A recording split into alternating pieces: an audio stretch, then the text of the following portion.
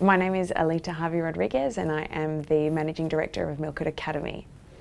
Milkwood Academy is a skills gap training firm. We specialise in digital marketing and innovation training for retailers.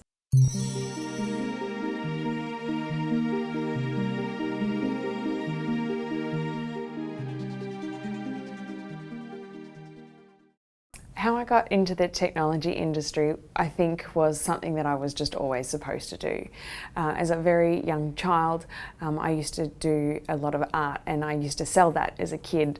So I started my entrepreneurial journey, for lack of a better word. I started at very young, at about 7 years old, selling at markets and things like that. By the time I was in year 8, I was getting bored at school and hacking into the back-end systems to see what I could change and see what I could access.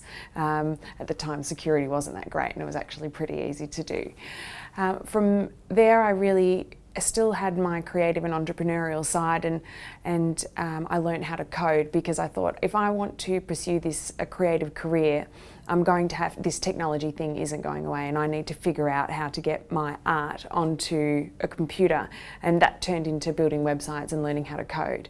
From there, I had a really incredible opportunity to work with great companies like SAP and Experian, and I worked on amazing projects.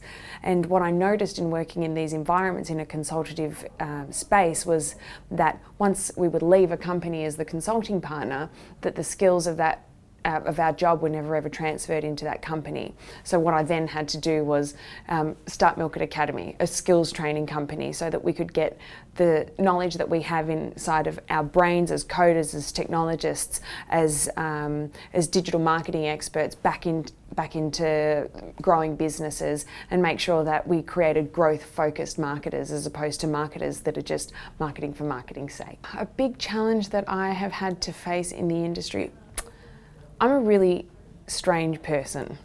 I don't really see challenges as challenges. I see them as opportunities and problems to be solved. So it's a weird question for me to answer. If I could say a challenge that I've seen for other people in the industry has been really the confidence that women have to deal with, for, again, lack of a better word, for alpha males. They're not really a thing. It doesn't really exist.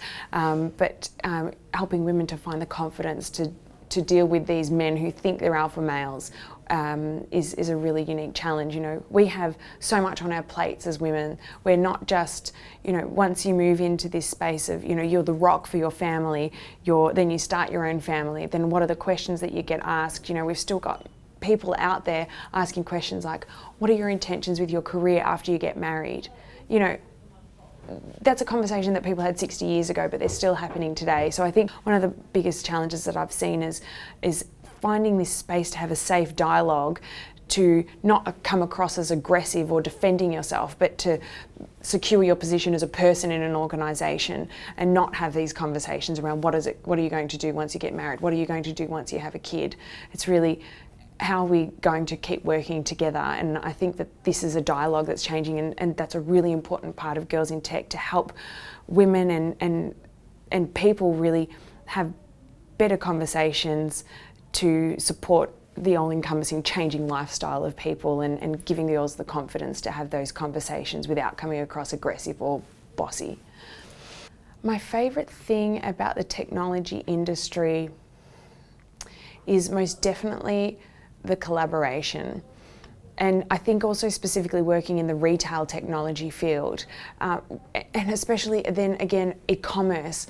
I think that e-commerce in itself every industry has like its quirks, its pros and its cons. There's something really unique about the e-commerce industry and the technology industry that creates this sharing environment. And I think that that's definitely my favorite thing, is that everybody's willing to share their ideas and to help each other grow. It's not about what I know and I keep to myself. It's that what I know and what are the questions that you got that I can help you with.